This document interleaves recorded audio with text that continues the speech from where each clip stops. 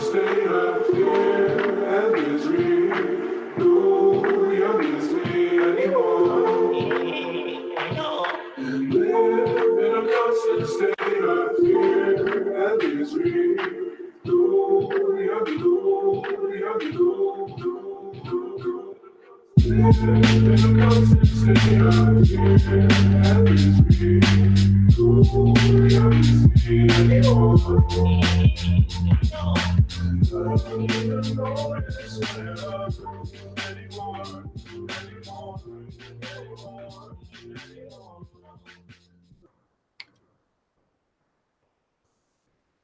Hello, everybody. Today is Wednesday, October 24th, and we're bringing you Block Digest 134 at block height 547,156.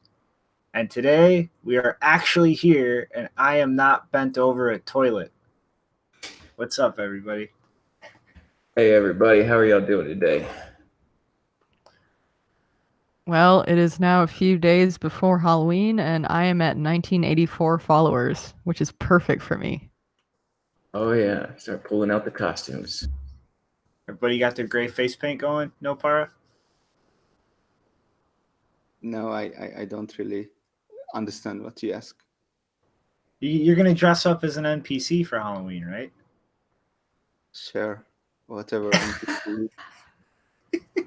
I bet you that will be a big seller, though. Somebody jump on that NPC meme mask for sure. Make some money. Mm-hmm. I think I'm missing the context. Well, we'll get into the meme, but I think we'll do that at the end of the show. In the interest of time, I think we should just dive right into it because today is a whole bunch of stuff that I think is going to kick off a lot of conversation. All right, let's jump into it. All right. So last week, Brains OS, the new endeavor to develop open source firmware for mining equipment, had a little announcement for everybody that they confirmed the existence of Asicboost functionality in Bitmain's S9s. And that this was actually disabled in the FPGA on the board for their customers. So this literally had Asicboost functions built into the machine, but was intentionally disabled for everybody who was actually buying the hardware from Bitmain. And Brains OS announced that they were going to be retooling their open source firmware to actually activate overt Asicboost support on Bitmain S9s out there. Shortly thereafter, Bitmain and Antpool pushed out a firmware release to enable overt Asicboost for their customers. And this is where things get so many layers of interesting, because firstly, the firmware update that they pushed was actually broken. And like after How Long Mining first released their equipment and the owners of the Asicboost patents opened it up with the defensive patent license for open use so long as companies join the pool, there was actually a proposal, BIP 310, to update the Stratum protocol that miners use to get work from mining pools and send their block candidates in, to kind of first off support overt Asicboost for mining pool software, but also to kind of open up the Stratum protocol so that it would be easier to build in new functionality in the future. And it laid out a protocol for the mining pool to communicate with the miner and figure out which version bits in the block header that the miner could actually manipulate for the purposes of Asicboost. And Bitmain's firmware update was incompatible with this. So effectively, the firmware that they pushed out was only compatible with Bitmain mining pools and would not work with Slush or any other overt Asicboost supporting pool that was following the BIP 310 specification. So Slush pushed out an announcement urging people not to upgrade their S9 devices right away because this would effectively break compatibility with Slush Pool. And yeah, so that's pretty interesting. I'm kind of on the fence as to whether to chalk that up to complete and utter incompetence or whether Bitmain was trying to pull something shady here and break equipment, so to say, so that people would have no choice but to mine at Antpool if they want to use over at Asicboost. But the second issue here is that's every angle I look at it, playing armchair lawyer, so many levels of illegal. And Bitmain actually issued a statement claiming that they have a patent for overt ASIC boost in China. That's horseshit. That is complete and utter horseshit.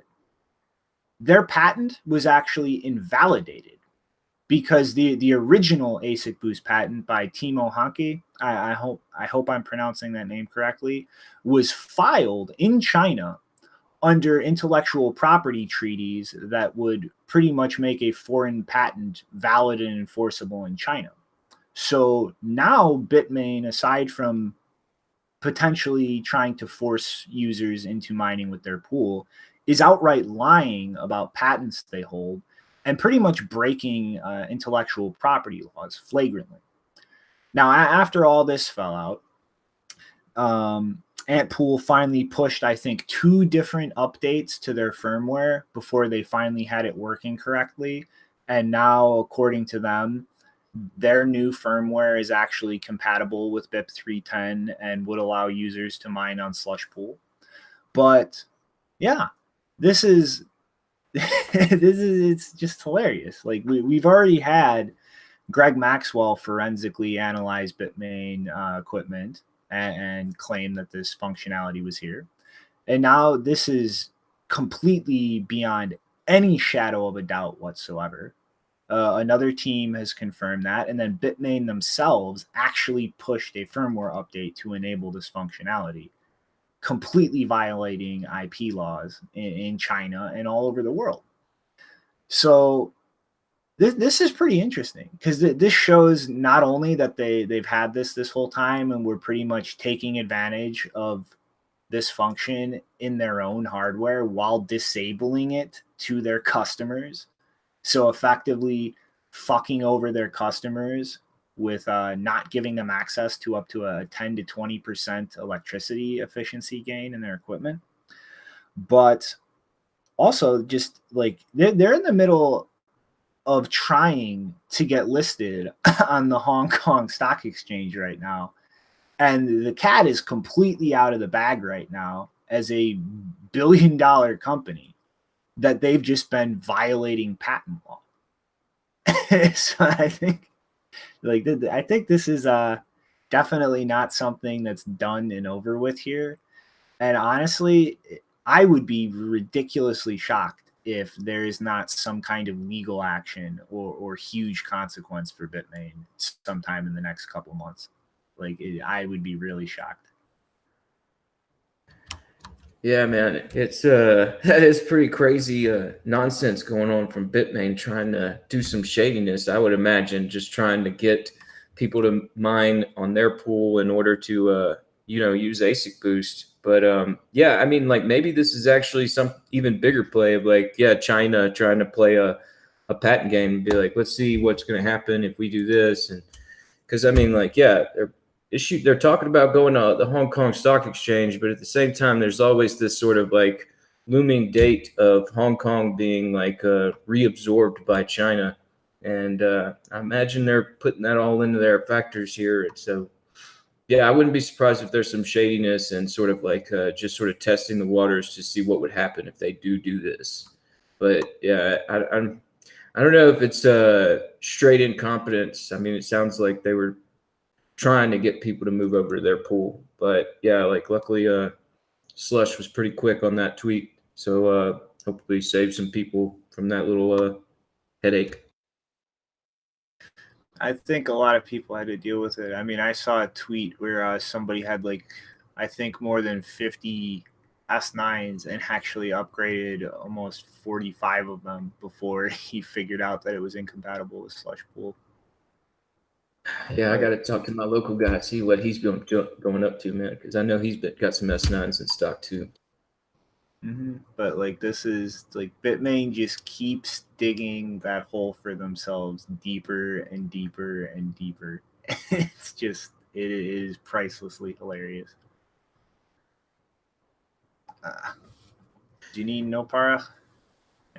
Any commentation? I think we got desensitized why Bitmain has such a long track record of being a bad actor that you just don't get surprised by anything at this point. You know what I mean? Indeed, I do. All right, well, if Janine doesn't have anything to pitch in, hint, cajole. All right. No. All right, well then I guess on to the next one, because there's a lot to talk about today. So Square, who launched the Cash App over the last year, decided to open source their cold storage solution, and actually threw up all of the code for pretty much every step of the process up on GitHub, and just released a Medium article kind of breaking down the system here. And I think it's a pretty interesting setup. And I don't know, like I've always said, really the one thing that I can kind of compliment Coinbase on is having a solid cold storage setup. But honestly, I think that Square is really giving them a run for their money here.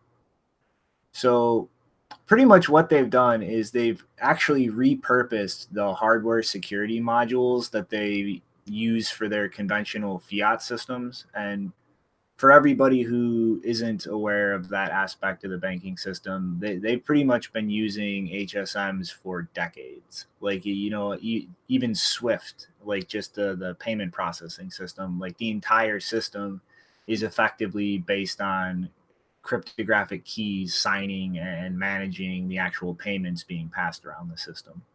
So this is something that legacy institutions like that have literally decades of experience in managing. And they set up their own firmware and wallet software to actually manage the keys using this hardware module, and set up an entire chain of custody system where they've actually programmed the entire thing in C and loaded it into the HSM, and also have the functionality to kind of build in extra conditions in terms of like when the hardware module will actually sign a transaction or not. And they've set it up in a way so that it will only sign transactions that move to hot wallets that have been whitelisted in the module as owned by Square. So even if somebody was able to potentially gain physical access to this module, they're designed to be tamper resistant and pretty much destroy themselves if somebody actually tries to modify or tinker with the actual hardware that's managing the keys themselves. All they could do is withdraw money to Square's hot wallet. And so the craziness aside of actually finding access to the hardware module physically, they would also need to compromise Square's hot wallets to actually get that money out of anywhere. And to put things up another notch, the entire thing is set up with multiple hardware modules scattered all over the world in a multi-sig setup. So not only would you need to compromise the hardware module, you'd need to get all of them necessary to pass the multi-sig threshold, and then also compromise their hot wallet in order to actually pull off a theft of any funds. And they have a setup where pretty much all of the data movement back and forth between the air gap systems and their actual live servers that's keeping track of their balances is all done through QR codes. And everything is manually verified and checked by employees who are managing the keys before the hardware module is even unlocked or activated to perform the signing process in the first place. So the entire thing is locked down through redundant hardware and a very tight control over information that's passing back and forth between the air gapped and the network systems. And then to take things even a step further, the servers connected to the hardware module are pretty much set up to be live boot only. So each of the servers is literally ran off of a Linux live boot DVD that is really the only physical immutable data or storage mechanism that actually exists. So in a setup like this, vetting the actual server operating system that's going to be interacting with this whole thing, once that's done and burned to a DVD, it's completely immutable. Like you're not going to actually be able to get any malware into the system because it's not going to be able to mess with what is being loaded off of this disk into RAM when the server's actually started up. And because of how they're managing data transfer through QR codes, there is a very, very tight limit on how much data you can actually potentially try to get onto the server. So even attempting to compromise something through that, you're extremely limited in what you can actually pack into a QR code used to move these transactions back and forth in terms of a virus or malware to actually try and get the server itself to do something malicious. And then you would also have to deal with the hardware module, which is baked in with very strict logic and their own custom wallet implementation that's only going to sign a transaction going to Square's hot wallet. And to top all of this off, they've developed their own in-house accounting system to keep on networked devices to actually manage the entire company's Bitcoin balance. And it's set up to be a very simple process to go back through snapshots in time and not only see the current balance of all their wallets, but actually move seamlessly to check the balance at any point in time and track those changes and balances. And the last little cherry on top is every single time that a transaction is taken through this QR code transfer process and moved to the air gap server to migrate cold storage funds to the hot wallet, that QR code is actually logged and saved physically. So even in the event that somebody tried to use that as a route to get malware onto the cold storage server, the entire history of every bit of data ever moved from a network system to the air gap servers is kept in its entirety. So it will all be there available for forensic analysis to go back and look at any kind of exploit attempt that's happened in the past. And so like looking at the whole architecture of the system, you know, it's Square hasn't really been rolling forward too fast in terms of Square Cash and really the functionality that's available to the end user through their services. But it is very clear looking at this cold storage setup that they have been spending their resources doing much more important things, which is actually setting up the management of their funds in a way to protect themselves and their customers from theft in one of the best ways I've seen possible in terms of companies who've actually revealed the architecture for their cold storage system in the first place. And like I'm really happy to see this be open sourced like this so that pretty much any business in this ecosystem now can look at this setup and replicate it themselves, which is only going to help everybody else in this ecosystem. Like it's never a bad thing that more businesses start actually doing something really well thought through and secure in terms of managing their funds.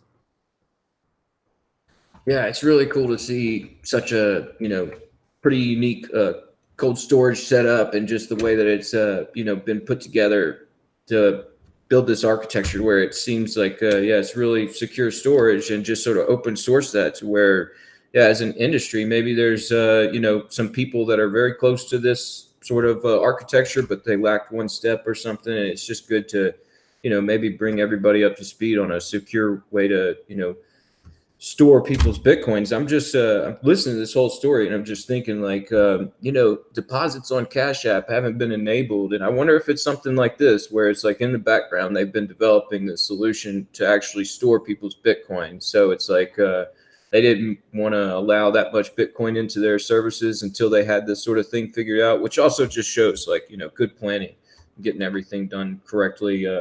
So, I mean, yeah, I mean, like I've just been a big fan of like Square and Cash App coming into the space, sort of taking on that moniker of the retail side of things to scale, tenably, whenever we've seen Coinbase kind of just falter since last year as far as trying to actually do that sort of thing.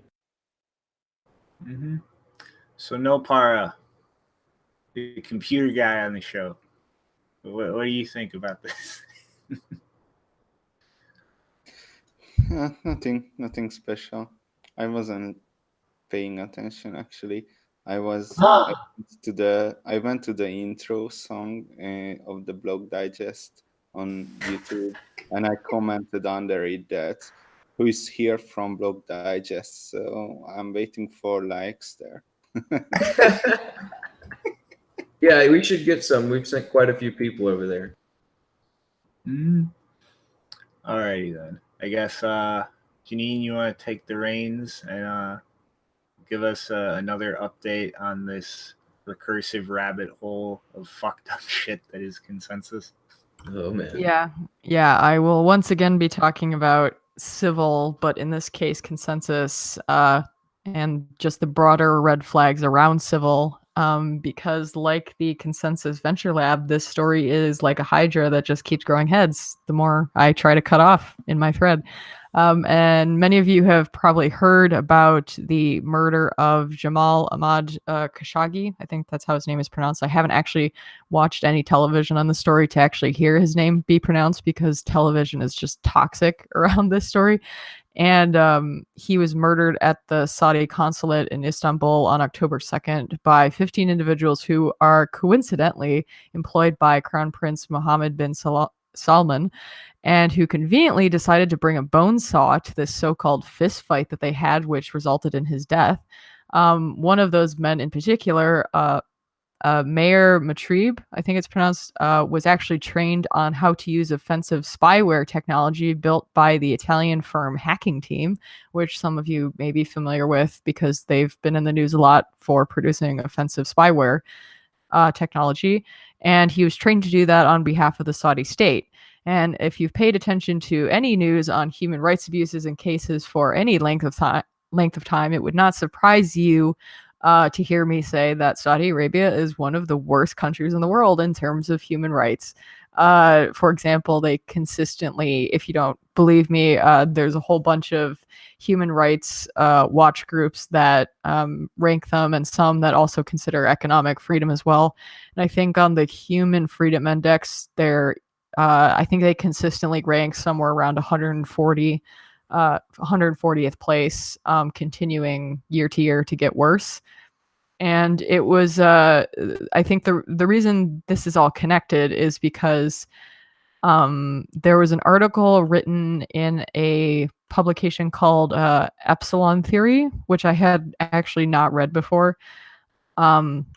But they were talking about how the narrative around funding from the Saudi Arabian government was impacting the valuations of so-called unicorn companies in Silicon Valley, which are basically companies that are valued at $1 billion or more. That's what a unicorn is, in case you don't know.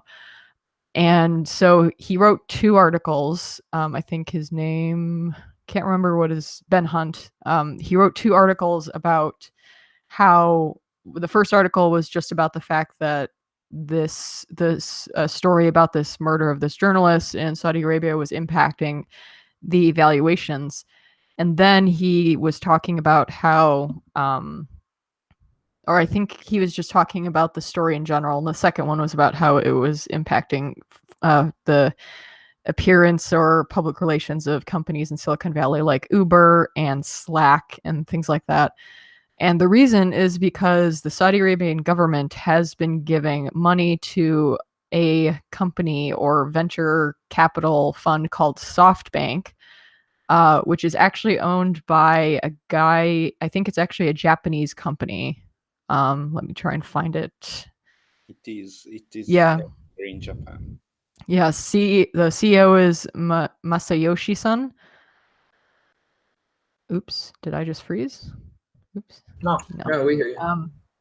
Yeah, so SoftBank is actually a Japanese venture capital fund, but it basically it's like the most popular investor for a lot of Silicon Valley companies, literally giving them hundreds of millions, if not billions of dollars. And it turns out that half of that fund comes from the Saudi Arabian government. Why is that a problem?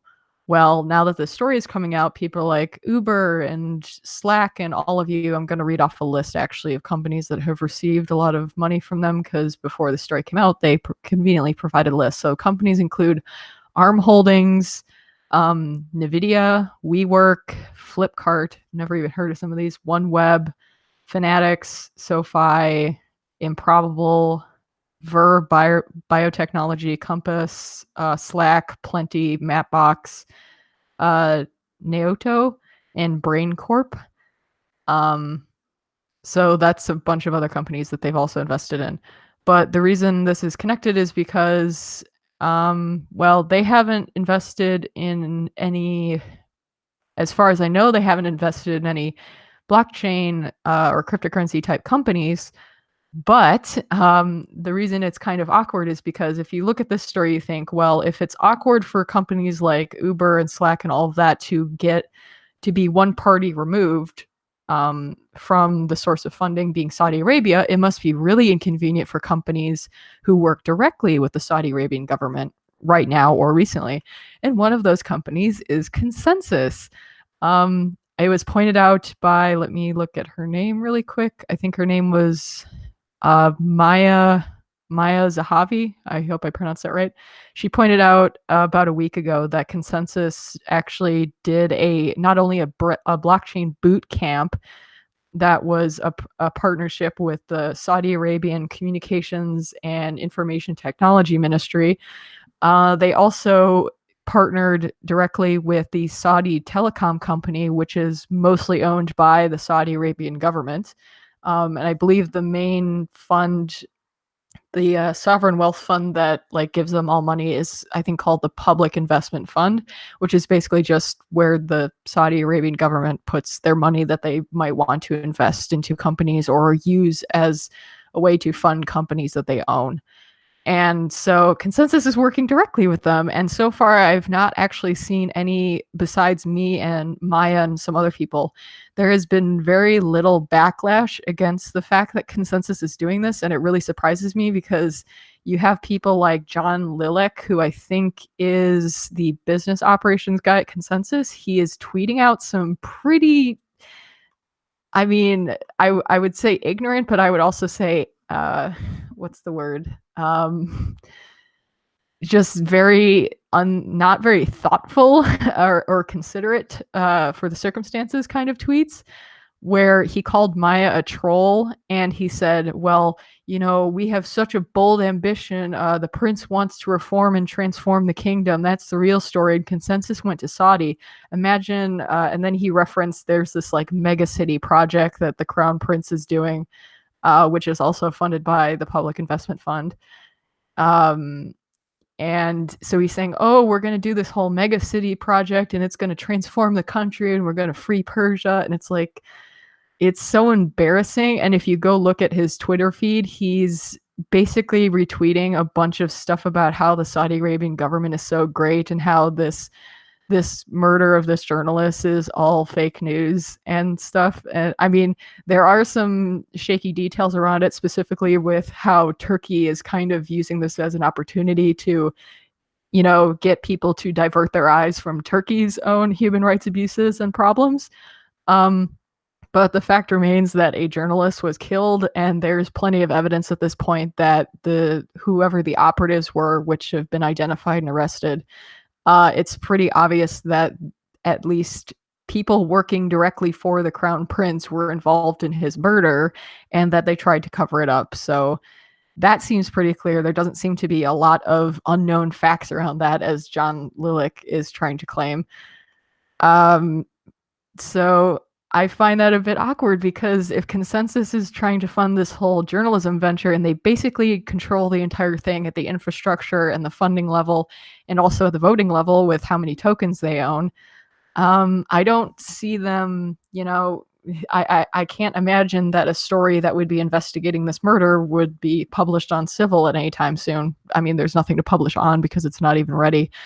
Luckily, I mean, I have a list of people that either work directly with Civil or are supporters, and they seem to be engaging with the story. And I haven't seen any write about it specifically, but they've been retweeting stuff about the story. And so it doesn't seem like their perspective has been impacted by the involvement of ConsenSys with the Saudi Arabian government. But going forward, when this project is actually running, if it ever runs at all, I think that that's going to be a problem, because it's not a good thing to do when your main source of funding is a company that is trying to work with the Saudi Arabian government and thinks that it's reforming itself, when the record shows that they've been consistently getting worse in terms of human rights abuses every year consistently, for the past, I think, at least 5 years.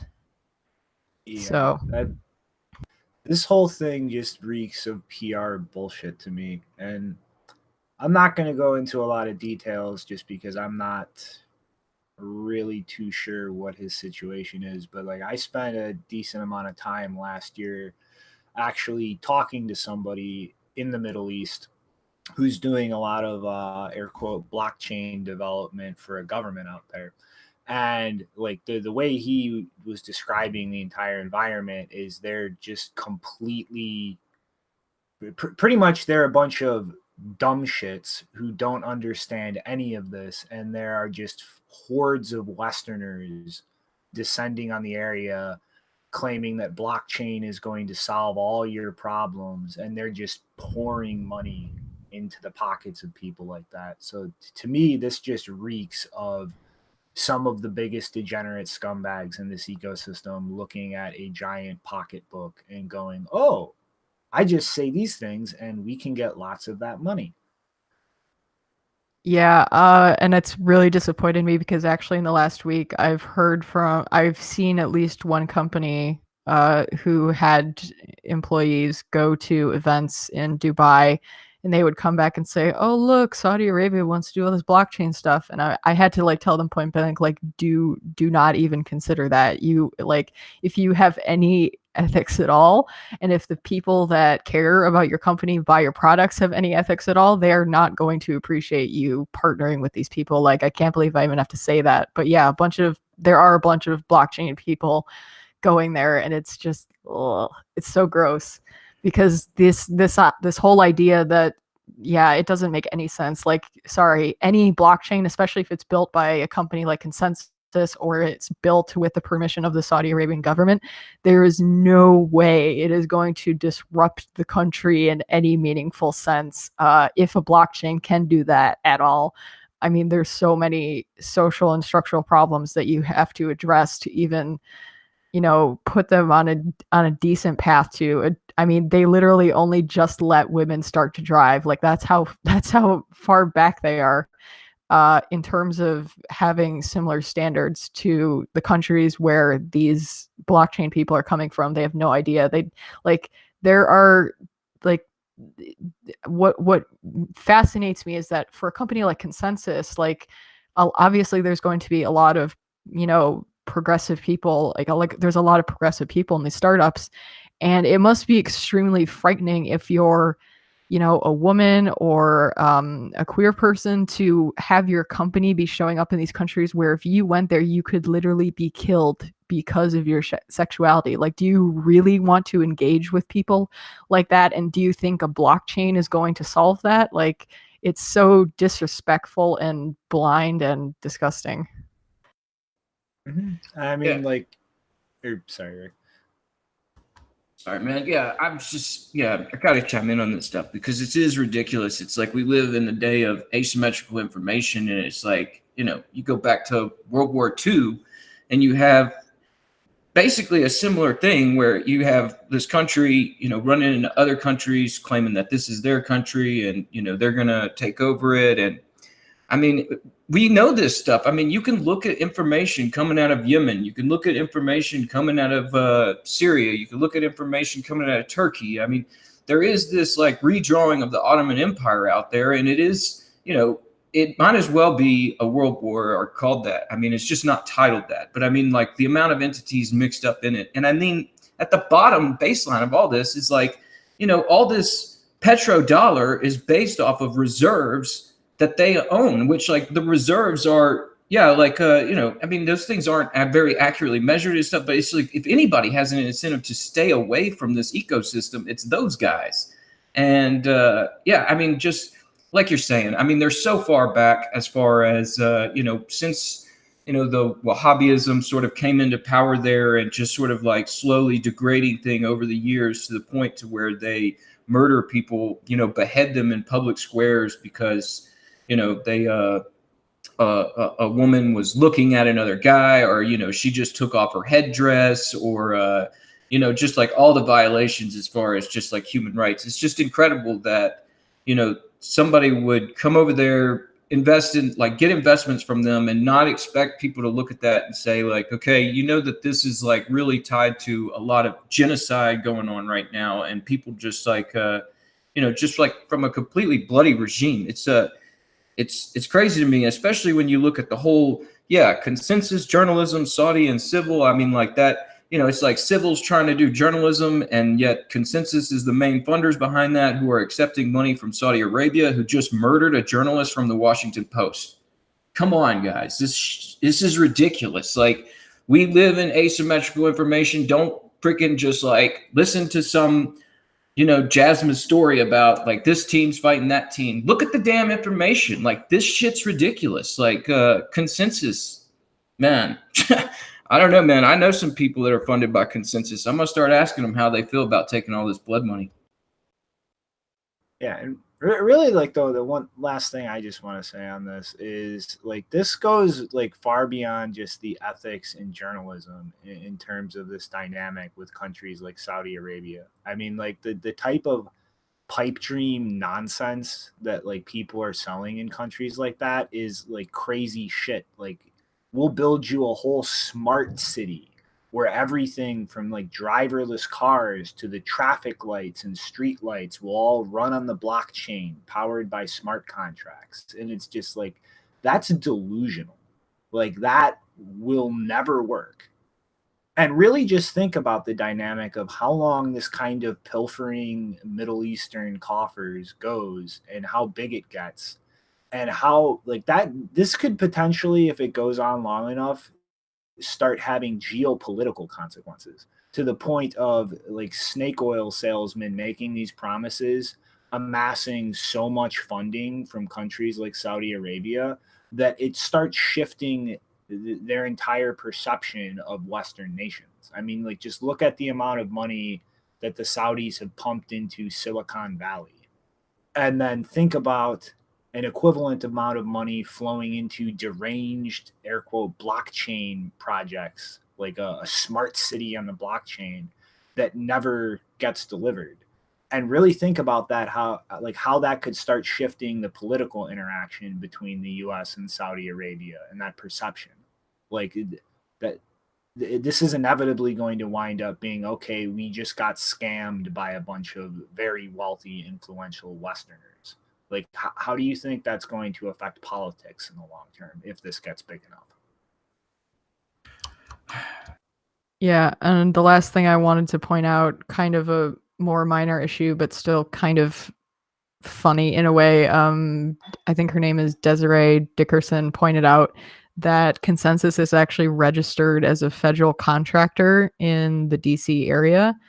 And she went into it, I guess it's at fedbizops.gov, where I guess they list contractors who or vendors who apply to work on projects, and next to ConsenSys, it has a few labels about like what kind of business they are, and it says registered in Brooklyn and all of that, and then it says they're a certified small disadvantaged business.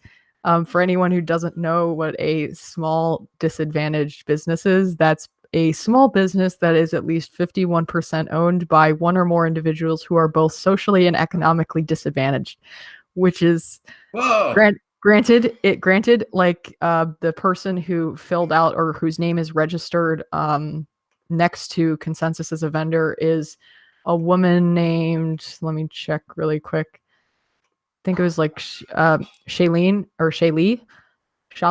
And she commented below Desiree's tweet to say, "Oh, that's a mistake. I'll make sure it's fixed in the database." But it's just so funny because it says certified, and it's really just funny to imagine, Joseph Lubin casting himself. I'm the disadvantaged billionaire who's taking money from a human rights abusing country that is basically the war partner with the United States government. Yeah, you're very disadvantaged, Joe.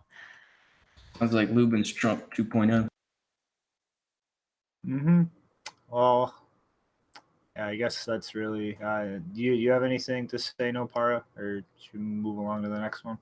No, rich people making bad investments. If you want to make good investment, then come to Wasabi. That's right. He's right.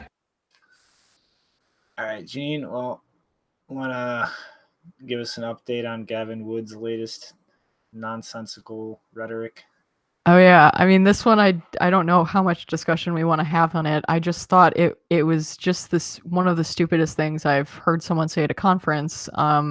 Which in this case it was quoted in a tweet by Uta Steiner from Parity. She was quoting Gavin saying at the Web3 conference, which I think is taking place in Berlin, that maximalism is blockchain nationalism. It introduces massive barriers to entry. For us technologists, that massively reduces the fun of building things. And apparently that was his answer to why we are building Polkadot for a pluralistic Web3. Yeah, how the hell does the free choice of a bunch of individuals to only use one blockchain, or on the opposite case to use more than one, how does that have anything to do with barriers to entry? Like, I don't see how my choice of using Bitcoin and only Bitcoin means that people can't enter the space. Like, I don't see how I'm putting up barriers to entry. And like, apparently it was a thread of a bunch of the talks at Web3, because I saw a tweet from Web3 saying, "Oh, we've gathered all of the crypto nations together. This is like the United Nations." It's like, do you really want to make that reference? I don't think you do. I just find it kind of like, it's really weird how these people are describing their blockchains as nations, because I don't really want, like, it's not at all like a nation state, because if you're building an open access blockchain that has no rulers, then I don't see how that's anything like a nation state at all. And I don't see how people being able to freely choose and maybe only choose one blockchain has anything to do with barriers to entry. I don't think that changes the fact that the blockchain is open access or that the space is open access. People can work on whatever they want to, but it's not my responsibility to fund their activities. Like, I don't get it. And the idea that we're reducing the fun of Gavin Wood. It's like, there are things that you consider fun, Gavin, that I definitely don't want to fund. So thank you for that. I will definitely massively reduce your fun if I'm able to. That's all right on that. I mean, nation states has always been defined like pretty geographical. I mean, this is pretty opt-in and open source. Yeah, that's a pretty bad comparison. All right. Sorry, Nopara, you have something to say? Yeah, I have a fun story about it. That I'm not a Bitcoin maximalist, but I don't really see anything else useful, so I stick to Bitcoin. But I'm not a Bitcoin maximalist as a philosophy or something like that. But when I was in Ubud and there was a Bitcoin meetup, and people were coming to me that, hey, which altcoin should I buy? Should I buy this EOS or something like that? Now that's the right time to say you are a Bitcoin maximalist, because you're not interested in that kind of fun what they are offering to you. You know, it's an easy way to not give a bad advice. Yeah, that's how I think about it. You're not interested in making boatloads of money scamming idiots? What's wrong with you, Nopara? There is a place and time for everything. Maybe in university I was interested in making a lot of money, but you know, there might be something more to life than that, or there might not. I don't know. Probably there is. There definitely is. Yeah, I mean, I'm the same way. I mean, like I've said this before, I don't have a problem with Monero in the sense that I think Bitcoin doesn't have enough privacy yet that for some people something like Monero might be necessary to keep themselves safe. And I don't have I don't have really a problem with anyone using any cryptocurrency. I would take issue with some of their claims being perhaps untrue or exaggerated, but I don't have really an issue with people using other coins. I just happen to use Bitcoin because it's the best one for me, and I don't see any other coin fulfilling that purpose. But if I needed something like Monero, I would definitely use it. If I was doing the spending use case, I would definitely want to have a coin that has more privacy until Bitcoin gets a similar or equivalent amount, which it is. It's on that path to do so. But I'm not a maximalist in the sense that I think you should use one coin at the exclusion of all others. Like it doesn't make sense to me in the general sense. People should be free to use whatever coin they want to. And yes, some of them are going to be really bad and scammy. But I think calling it, I don't know, currency nationalism or blockchain nationalism, it's just weird. It's like, why do I have to choose an allegiance to one? Like, first of all, I don't even have, like, on paper, I don't even have an allegiance to one country. So why should I choose an allegiance to one currency? Yeah, I think that's something that we've really all kind of echoed on here. It's like, people want to label us as maximalists because we have like technical standards as far as like what we are trying to achieve in this ecosystem and the way that it goes about it. I mean, like we discussed how, Monero and like even, projects that we give a lot of trouble, like Zcash and those sort of things. It's like, at least there's some place where ZK snarks are being, tested out, and it's something to distract people from looking at Bitcoin's criminality. And we've talked about these altcoins being like particles in a particle collision collider, just to sort of like see what comes out of the particle collisions of blockchains and everything. And that's where it's like I think this label just gets put upon us because we kind of have like a strong like technical standard. And just a shout out to DVNZXL in the chat. Thanks for hooking us up with some music, man. Yeah, and I just want to point out that if I was to ever consider myself to be a Bitcoin maximalist, as the term is used, I wouldn't even use the term maximalist because it was created by Vitalik, and I don't want to use Vitalik's language, so I would call myself a Bitcoin minimalist. Ha! Take that, Vitalik. Not using your words. Ha. Well, I don't know, Rick, you want to take us into these regulatory updates? Yeah, let's get into what's been going on in as far as regulations and how they're moving. Right now there's been that bit license from New York for a while, and we've seen some strong worded letters and people just sort of laughing at them, and we get that, but this news kind of came out the other day, and so this news isn't really surprising. As like the trends at the time in Bitcoin seems to be all about stablecoins and these new regulations from varying governments, either in support or opposition. We've been seeing that with all these different countries the past year. So we've had this bit license from New York for a while now, and this year it's been more and more evident that if you want to service U.S. customers, you have to get that KYC AML information, which if you don't, it could lead to a subpoena, or we've seen domains seized or subsequent arrest maybe. But That's hard to enforce out of the District of New York. And now we're seeing this new regulatory body come together that's headquartered in Paris called the FATF, the Financial Actions Task Force, is looking to tighten the grip on crypto in countries where they do business. And the FATF was founded in the late 80s and is a intergovernmental organization that is composed of over 37 different countries, which the links below have the wiki to see the full list of those countries. But it's basically all major countries where we see global economic output for the developed world, and some big name Bitcoin countries too: South Korea, Germany, Switzerland, China, Canada, just to name a few. Marshall Billingsley, who's the president of the FATF, is also the Assistant Secretary for Terrorist Financing in the United States Department of Treasury, which that's a funny title, but the position was formed in 2004 in order to formulate and coordinate the counter-terrorist financing and anti-money laundering efforts of the Department of Treasury, which since that time, these groups that we're talking about, anti-terrorists and stuff, have had no problem getting financing. So I wouldn't be surprised if that title goes a little beyond irony. But anyway, so unlike the little attorney general's office in New York and the BIT license, where their physical jurisdiction is fairly limited, this really feels like it's expands outward the ability to have on the ground enforcement back up these new regulations. The FATF said, quote, jurisdictions worldwide will be required to license or regulate cryptocurrency exchange, and some firms providing encrypted wallets to help stamp out the use of digital money for money laundering, terrorist financing, or other crimes.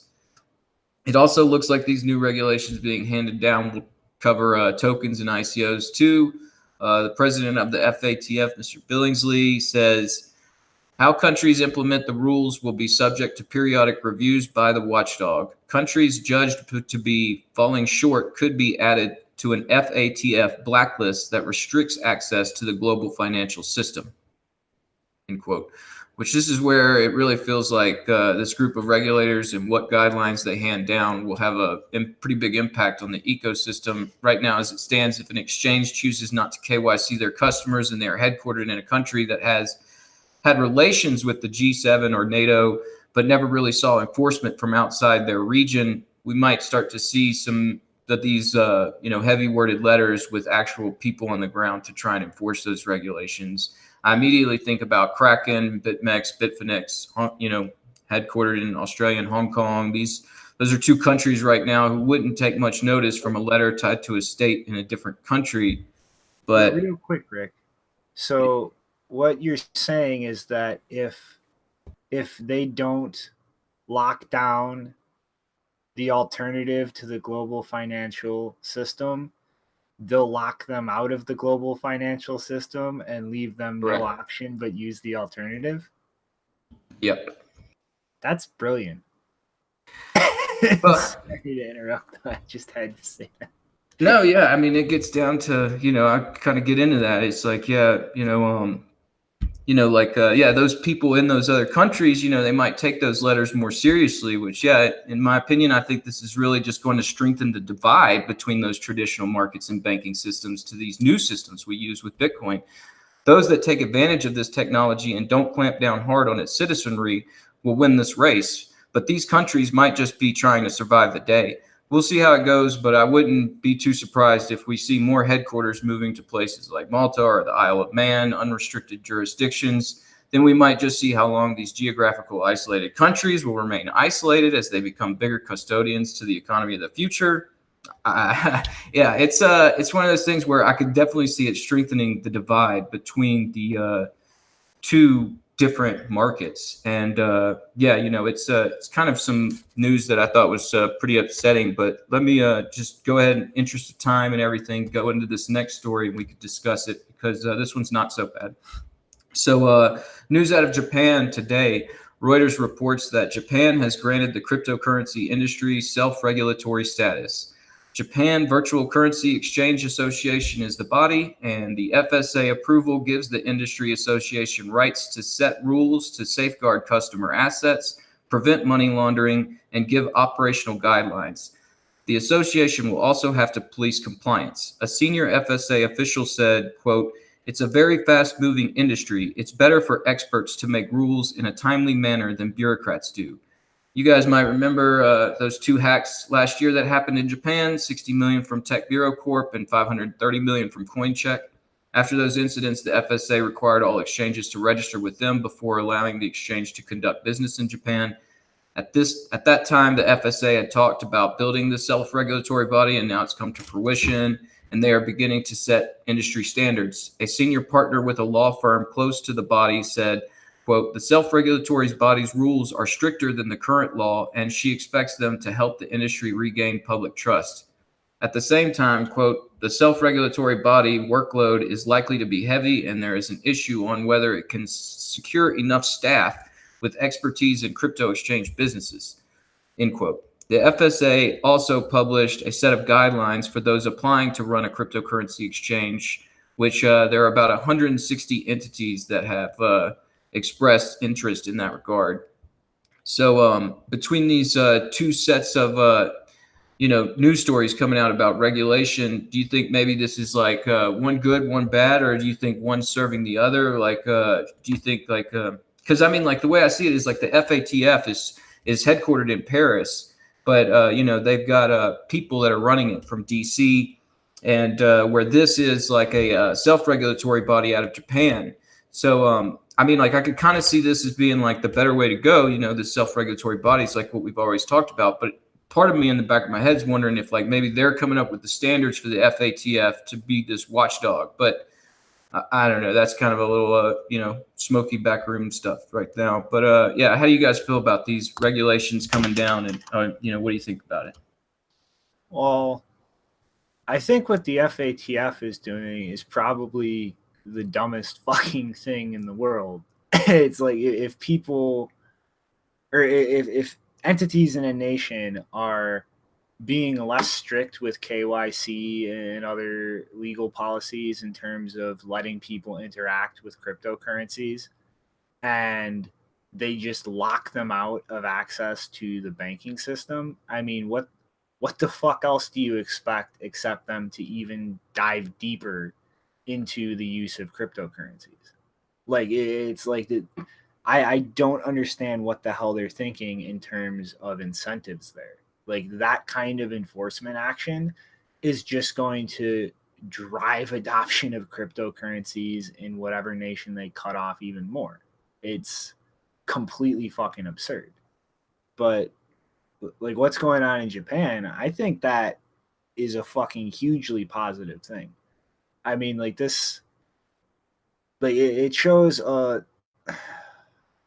don't know, I guess a wisdom, I would say, in the sense of not having the government come down and do crazy, like overreactive things like what the FATF is like considering doing in response to certain things. Like they have set the registration processes to open an exchange. They've established regulations and requirements there. And from that point on, like let the exchanges sort things out themselves. And I really think it's kind of ironic in a way, at least from the common perception. Like a lot of people look at Japan as like a very controlled, like hierarchical society, but the way they've chosen to kind of handle this ecosystem with this decision is to just let it self-organize. And I think that's a really positive thing. It allows businesses to kind of look at problems and issues and figure out how to address them themselves in the best way, instead of having people who are completely out of touch with how things work dictating how they have to fix problems. Like I think it's much more beneficial in the long term. And honestly, I really hope that America starts looking at handling the ecosystem in a similar manner, because like if they don't, it's inevitable that politicians who have no clue what they're talking about are just going to start making crazy demands in terms of regulations or laws applying to businesses in this space. Yeah, I'm in total agreement there. I mean, I'm always in favor of this self-regulatory body over, some bureaucrats coming to try and hand down some legislation that they think will serve the ecosystem. Yeah, it's just the only thing that, gets me, like we're talking about regulations, geopolitics, everything. I mean, Japan is on that list of those over 37 different countries on the FATF. And so, you kind of got two different competing sets of regulations coming out of there, and I'm curious, like, what kind of role they're going to play within that. But I mean, maybe that's what they're thinking, is the enforcement will come out of what regulations this sort of self-regulatory body comes up with. But yeah, for right now, it's just we know these are sort of the intentions, and it'll be a little bit before we actually see some enforcement and just some better practices built up. But I'm happy, excited to see, like, at least one self-regulatory body come together to come up with some best practices for all this stuff. Why not put the regulations on the blockchain?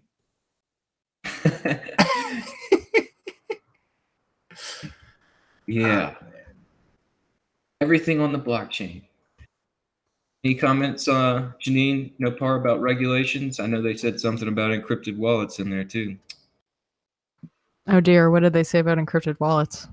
That they're also going to have to follow these guidelines. Did you already address, do they only look at custodial wallets, or is it also non-custodial? That they haven't clarified, but I would imagine, I'm not sure. That's really all I care about. If the wallet's non-custodial, I don't give a shit. Like, if they don't care about my non-custodial wallet, they can, continue not caring. Yeah, I was just adding the intro song to the credits because we forgot to do that. Yeah, I was just thinking that's probably something we should start doing. Yeah, definitely so. Alrighty. Yeah, I just wanted to say that I don't know if you guys watched the 2014 or 15 Andreas Antonopoulos went to the Canadian Senate, and that was one of the bigger live stream, and I think that was one of the reference for every regulations. And in that live stream, he was saying, he was emphasizing all the time that if it's custodial, then you regulate it. If it's non-custodial, then you don't regulate it. And now thinking about it, are there any regulations for any non-custodial Bitcoin service? I don't think so. Yeah, I haven't. That's the only part that I ever pay attention to, is whether they, make a distinction between custodial, non-custodial, or if they actually say this applies to non-custodial services. And so far I don't remember anything applying to both. Yeah, it'll probably be a little bit before we actually see some more, detailed guidelines.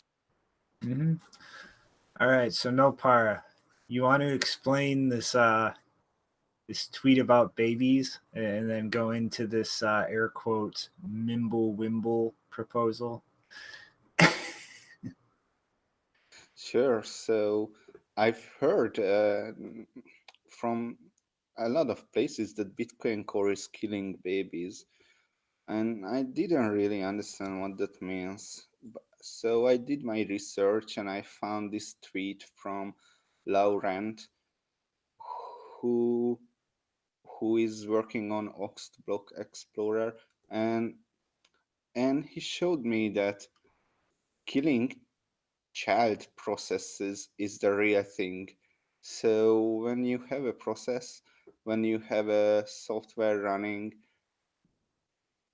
that was run by your software, then that's a child process.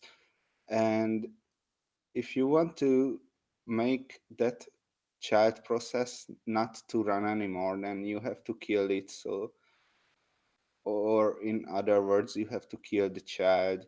And I think that's where the Bitcoin Core killing babies meme is coming from. I tried to think about putting a baby getting killed in the artwork. I don't think that would work though. But yeah, the code there might have started that whole meme. Wait, so does that mean that Roger Ver is the equivalent of those people who got the slave terminology removed from, was it Python, or what was it? Anybody remember? I don't actually remember. I just heard there was some outrage about the term slave being used, and then it got removed. Yeah, I haven't heard the master slave architecture talking about it. Very long time ago. People don't don't use that anymore. It's funny, code is becoming culture. Mhm. Yeah, All right, right so now the Linux kernel has a big issue with oh, that. please don't get me started. No far. I'll waste like the next 10 minutes. All right. But what's going on with this document drop though, with somebody claiming to be the creator of MimbleWimble? Yeah, so there was on the Bitcoin Wizards IRC channel, this a document was dropped, and the document was signed. I mean, not as digitally signed, but just written. That it was written by uh, something Jedus or whatever, Voldemort in French, and that was the same way the MimbleWimble protocol were shared, the same place on the Bitcoin Wizards IRC channel. And this new protocol is called fragmented transaction something. Uh, wait a moment. FTP, fragmented transaction protocol, probably. I have some notes on it, and quite honestly, it's not that interesting. So I just go through some of the things, and I let you. Maybe you found something interesting in it. One thing that I found is that multiple parties want the whole situation is that multiple parties want to receive from one party, right? So when does that happen? Like never, when an exchange is sending to too many peoples, right? That's kind of crazy. uh that doesn't really happen. And then those parties have to talk to each other with various ways. So the two receiving party has to talk to each other, and in pay to endpoint we have enough issues with the receiver and the sender talking to each other. That's how you're going to facilitate that, not like two receivers are talking to each other anyway. And what it wants to solve was that um, it is hiding the amounts, the receiving amounts, until the point the transaction is sent. And it is using some uh, I don't remember what, but I wrote it that it's not compatible with Bitcoin because it doesn't even do much, and it's not compatible with Bitcoin. And other people say it's not written in the style as the MimbleWimble thing was written. So I couldn't take away too much from it. Maybe I just missed the point. Um, what do you think, Shinobi? Did you find something interesting in that paper? Well, I mean, it's not even compatible with MimbleWimble, is it? Like they were talking about like scripts in the paper, and it's like MimbleWimble has no script system. It's all just point to point multiplication. So like it's like I don't know what the hell the end goal here was, but it just seems to me like somebody just trying to generate buzz over nonsense. I mean, like I think really the biggest point is what you said. Like there's enough problems communicating with two people in terms of like coordinating something like this in a peer-to-peer way, and like to think that you're just going to pile in a bunch more participants, it just seems like convoluted nonsense. Like we already have like decent ways. We like there's a few different CoinJoin implementations now. Like there's about to be 2 implementations when Samurai goes live, and you already have in Wasabi with Xiaomi and CoinJoin. I mean, it really just seemed to me like some guys trying to, and I don't even know like how you would take this and try to like build a reputation to scam anybody. Like you're claiming to be an anonymous person with like no way to contact you. Like, Yeah, but it doesn't have the signs of a scam, right? It's just a paper. Someone worked on it a lot. It doesn't add up for me.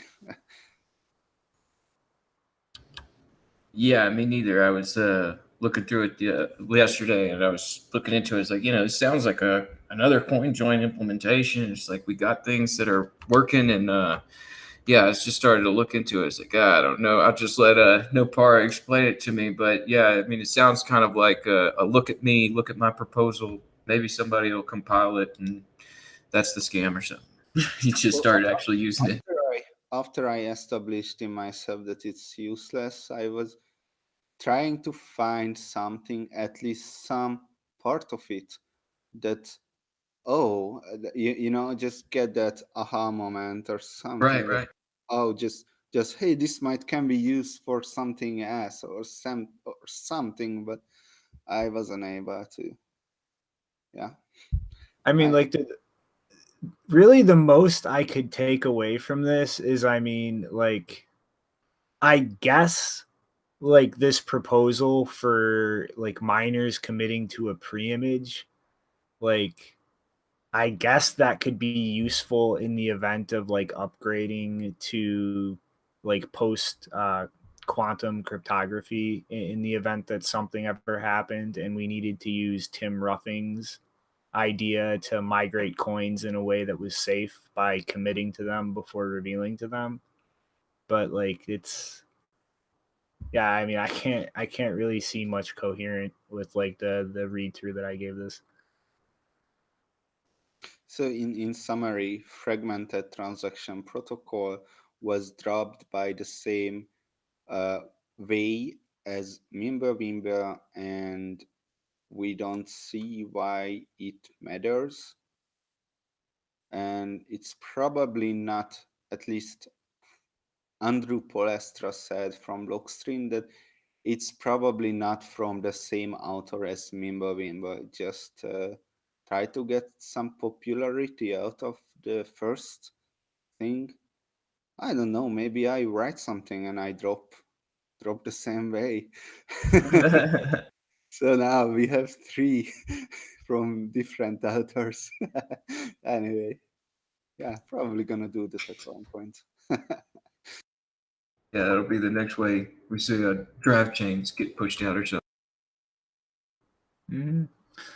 All right, though. So we're a little bit past the hour mark. I guess let's dive into the rest of the stuff because there's still a decent amount to get through. And I'm sad to say 3 separate things involving Coinbase. Yeah, man. I've been hearing their name a lot. What's been going on with Coinbase? So we covered a little bit ago. Well, firstly, around a month or 2 ago, we covered the 0x project that Coinbase was getting involved with, which is a decentralized exchange protocol on Ethereum. And then I believe in the last episode, my memory's correct, we covered it being listed on Coinbase for trading, the actual token for 0x. Well, the Block Crypto did a lot of digging into this and found a lot more really shady stuff going on with Coinbase's involvement with this beyond just, my speculation that they're going to use this to list illegal security tokens that they can't list directly on Coinbase or feel are too risky. But so you have Coinbase, which has a relationship to Scholar Capital, which is a hedge fund, I guess, that's started by 2 former Coinbase employees. And Scalar Capital invested in the 0x protocol ICO. And like this just gets weirder and shadier the more I sit and think about this. So the company Scalar Capital is led by Linda Z and Jordan Clifford. And for those who don't know Jordan, okay, gonna try to hold back my personal views here.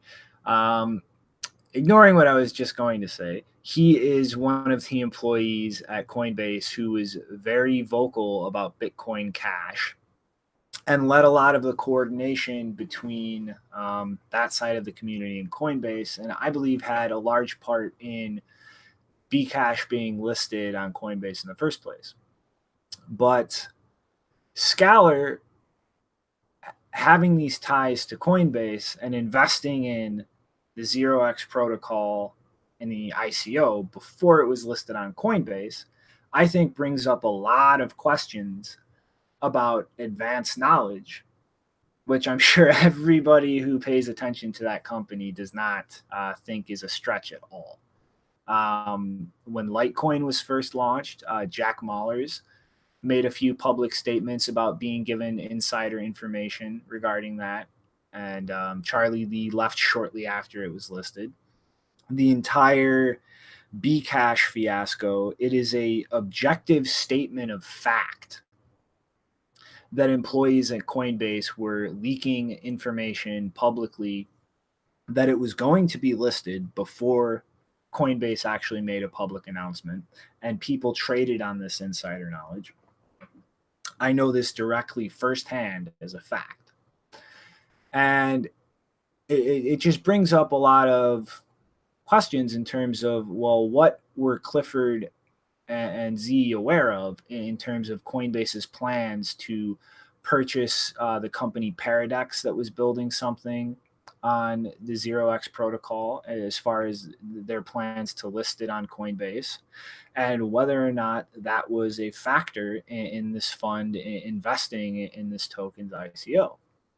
Now, even stranger, Clifford and Z were actually two people involved in creating the air quote digital asset framework that Coinbase set up to decide when they would or would not list things. Also, Linda Z is married to the founder of the 0x project. So just the webs of connections here. And I mean, let's just be real here. Like there is no way information is not flowing back and forth through these networks of people here involving something like this. Like it's horseshit. Like, and again, it just point at Coinbase's entire history involving listing new assets. Like the Bcash surprise launch, manipulation of the order books on the Coinbase side of things up the wazoo. Like the fact that all of this happened, they investigate themselves and find nothing happened, despite me and many people I know factually having received information that this listing was going to happen before it was publicly announced. And a number of people I know personally directly traded and profited off of that information.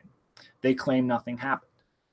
The New York State Attorney General just turns a blind eye to this when digging into all the activity and perceived shadiness of all the exchanges in this country.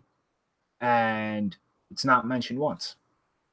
The fact that in this specific incident with 0x, Scalar Capital, in a slide deck that they were giving around to potential investors, was multiple times playing up the fact that the two founders were former Coinbase employees and had deep relationships with people in the ecosystem, as well as blatantly saying in the slide deck, which is available in the link in the description on this article by the Black Crypto, that they had asymmetric information.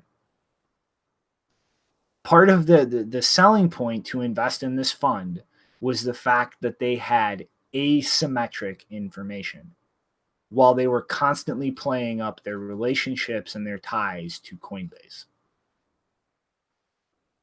And so this just brings all of this 0x shit into a whole new level of shadiness beyond just them trying to establish a platform where they can list things they would not legally be allowed to on GDAX or Coinbase, and claim because this is some decentralized exchange functioning on the Ethereum network that they're not listing it, it's beyond their control, yada yada yada, into all of these ties. Like this is literally just a web of people from Coinbase who were involved in directly or indirectly in the creation of this protocol, the launching of this ICO, a hedge fund directly investing in the ICO, when the people who founded this hedge fund have very close ties to people at Coinbase and were both formerly employed by Coinbase with a level of involvement to the point that they helped craft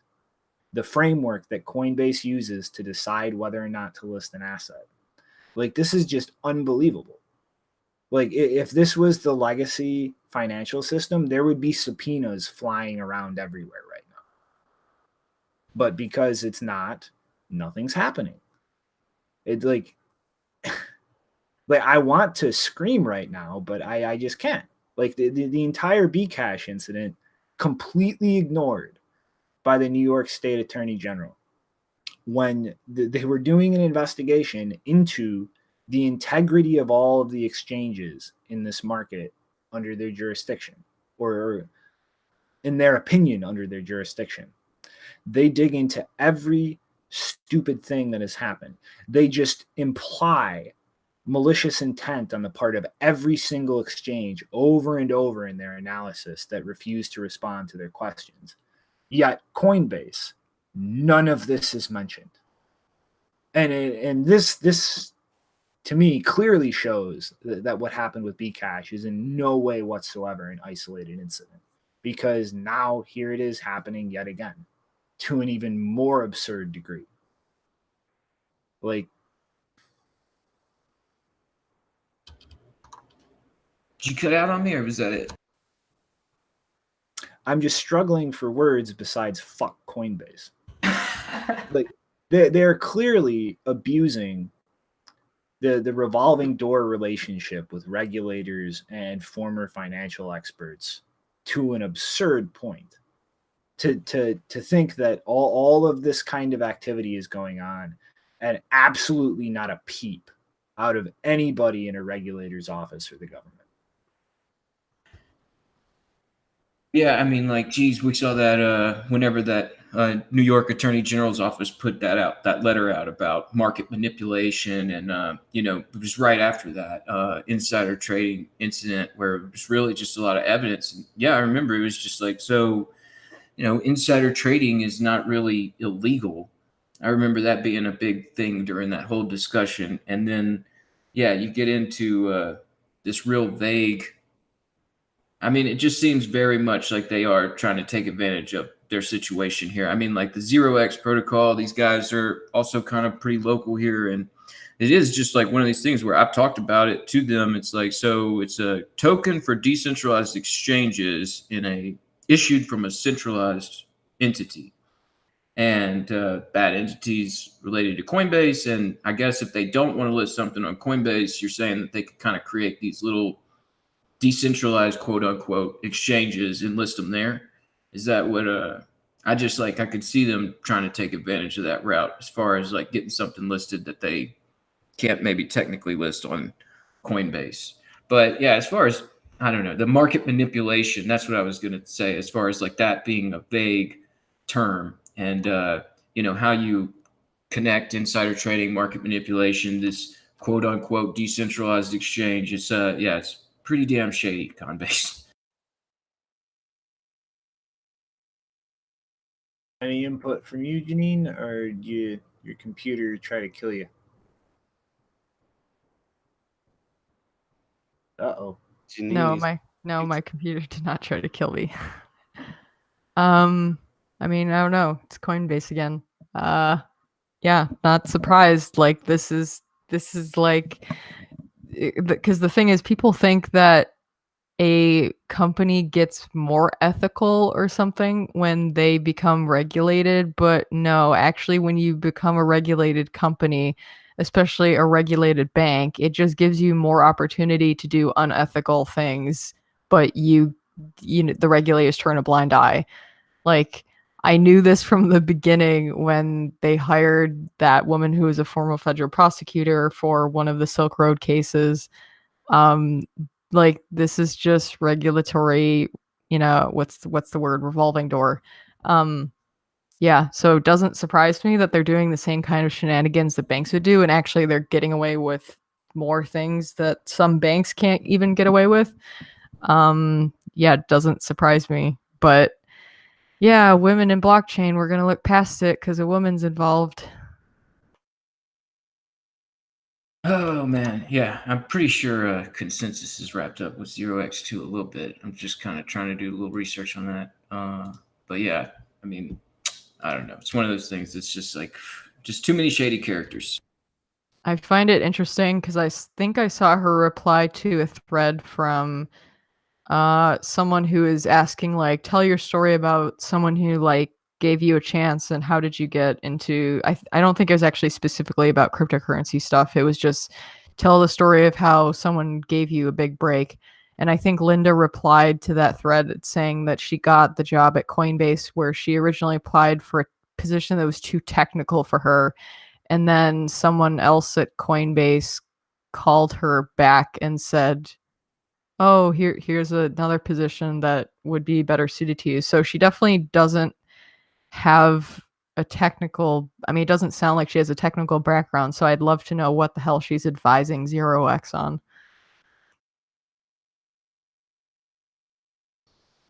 Obviously, how to get Coinbase to list their asset that she just bought a bunch of, so they can all get rich and then bypass all of the regulations for listing securities and shit by using a air quote DEX. Duh. Yeah, it seems kind of crazy that that's allowed. Alrighty though, 2 more Coinbase things to get through. Oh Lord.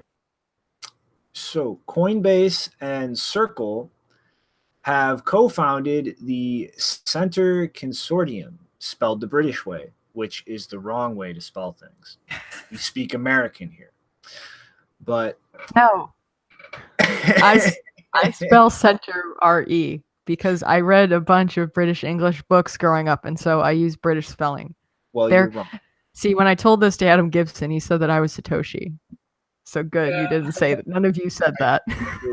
You're wrong. Okay, we I use learned American. English too, but I'm Yeah. clearly did not decided on my accent yet. Yeah, I mean, obviously I don't have a British English accent, but when I spell, I often use the British spelling for words because I got used to it from reading British English books. So we speak half and half here. Anyway, they have launched this consortium to develop a framework and a standard for stable coins. Because everybody knows the big value add of a cryptocurrency is a regulated backdoored stablecoin that can be frozen or seized at any time that any hint of suspicion is in a law enforcement agency's mind. This is the use case for cryptocurrencies. Taking things like that and putting them in an ERC20 token so that they can be put into buggy, fundamentally broken Ethereum smart contracts. And we can have dollar coins in dApps on the Ethereum blockchain that can be frozen like that at any time. This is the true value add of cryptocurrencies, and something that these two huge companies in this space have to actually found a consortium to develop standards for and push products, because everybody knows that you need a coin that can be frozen by the government. That's really what's missing in your life. Yeah, my favorite part about this whole thing is like, first of all, that I abhor this entire idea of stable coins because, like, really, I don't think any fiat currency is actually that stable over the long term. So calling it a stable coin is stupid. It's as volatile as the fiat currency it's tied to. And second of all, this is so funny, this description, because when you think about it, this coin, this stable coin, is actually more centralized than the US dollar. Because at least the US dollar has a paper equivalent that is harder to seize and is somewhat private, you know, if you like mix it up a little. But this thing, like, there's no way to have, there's no cash equivalent. Like, and the US dollar has the digital form, and then it has the paper form, which is slightly less centralized. But this stable coin has no equivalent of that. So this is like the most centralized version of the US dollar. Well, it's just like this whole thing is retarded, and like honestly, I feel like this Coinbase involvement in this is really just Brian Armstrong's complete and utter fucking stupidity in his double speak of an open financial system, as you frequently put very eloquently. They're not doing a goddamn thing to actually build. But the logic here is just completely retarded. This is a fiat currency. The only rational use for a stable coin is arbitrage. And the reason that they're structured like this is because of frictions for massive amounts of money moving through the banking system for arbitrage. Like, you're not going to be able to use PayPal or Venmo to move $100 million. It's not going to happen. So your alternative is the banking system, all of the correspondent banking relationships, and all of the friction and cost involved in that, and the time delays. Stable coins are so that you can park that money in a single place and play that arbitrage quickly. There is absolutely no rational fucking reason to have a stable coin for consumer use for normal amounts of money. You have Venmo, you have Square Cash, you have PayPal, you have Visa, fucking MasterCard, WeChat. There are a million fiat payment options that do not need a blockchain, that do not need to increase the systemic risk of all of this shit, because you can do it quickly and efficiently without a blockchain. If you're talking about your average person being able to just make a quick payment with their smartphone, we're already there in the fiat world. You don't need a blockchain. You don't need a fucking ERC20 token and a smart contract on Ethereum to move small amounts of fiat quickly. Like, it's the most fucking retarded thing in the world. Let alone, like, when you move beyond arbitrage, like, you're really fucking with the entire way the banking system works. Like, there is a reason that Tether was using Noble Bank, a 100% reserve bank, because they kept 100% of the money in their bank. They did not loan out deposits. Their capital reserves were not fractional. And when you start moving, like, banks like that are not common at all. And when you start talking about a huge proliferation of stable coins, you're going to take the money that's backing that stable coin and you're going to dump it in the bank. And that bank is going to take most of it and lend it out. And they're not going to keep it in the bank. And a lot of that money lent out is probably going to wind up in banks and get lent out again. And so you create this entire situation where somebody goes to cash in all of those stable coins. Whoopsies, we have to go to the bank. Whoopsies, that bank doesn't have all that fucking money. So you start a bank run on the bank to redeem the stable coin by the issuer. That triggers other bank runs. It's completely systemically risky to move into a situation like this, let alone just completely pointless as a mechanism to facilitate consumer payments in fiat. And I highly doubt that all of these institutions are going to start just using full reserve banks for all of this. And if they do, now you have another issue. Now you're taking however big all of these stablecoin markets get, if it goes into a 100% reserve bank, that's just sitting there. It's not doing anything. You can't earn interest on it because it's just sitting there in the bank, not being loaned out. It's full reserves. Like this entire idea is the most fucking retarded thing in the world. Tokens like this exist for one reason: arbitrage trading. And trying to take them and put them to use beyond that is retarded. At large scale creates all kind of risks and screwy dynamics in the banking system. And there's absolutely no fucking need for it. If you want to make a quick, frictionless, consumer level payment in a fiat currency, use fucking WeChat, use PayPal, use Venmo. Like why the fuck do you need to put this on a blockchain? And it's even set up on the blockchain so that they can seize it or freeze it just like they can in something like PayPal. Just use fucking PayPal.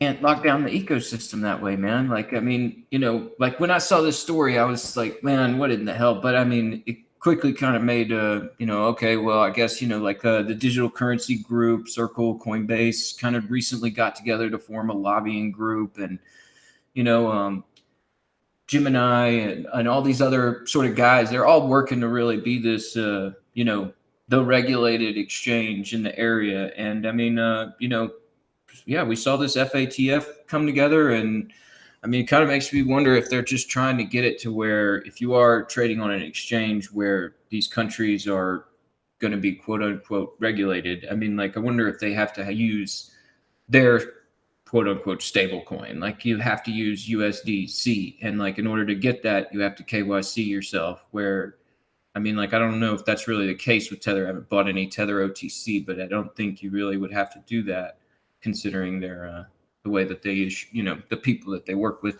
and all their business. So yeah, it's one of those that, I mean, is initially confusing, but I could see the guys working together behind the scenes and everything. And I mean, yeah, it doesn't really serve a purpose for the ecosystem, except for if you're trying to do that whole regulatory capture move and just say like, all right, well, if you're going to run an exchange, it's got to be run on this coin, or, you know, the arbitrage is run with this.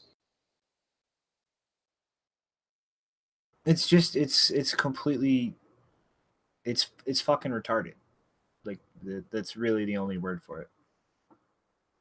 Yeah, it's not, I mean, you know, it's retarded to us because we want this ecosystem to grow out with individual sovereignty and people actually, you know, having censorship resistance. But like we did in this story earlier, you know, I mean, Saudi Arabia, ConsenSys, Ethereum, Russia, like, you know, that story way back. I mean, these guys, they got a different agenda. There's nothing to do with the agenda. It's retarded.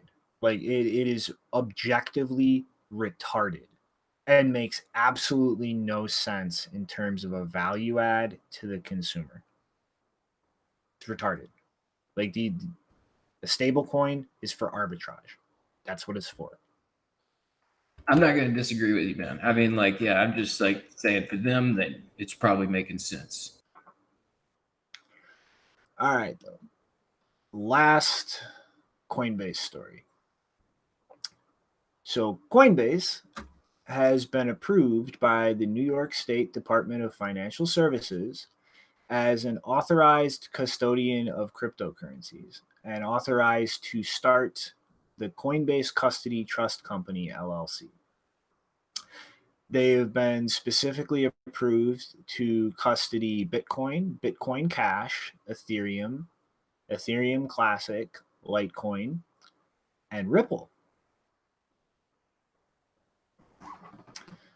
So this brings them up to the ranks with BitGo and actually now gives them the legal authority to start functioning as an institutional custodian, which I am not at all very happy about, given the entire shady track record.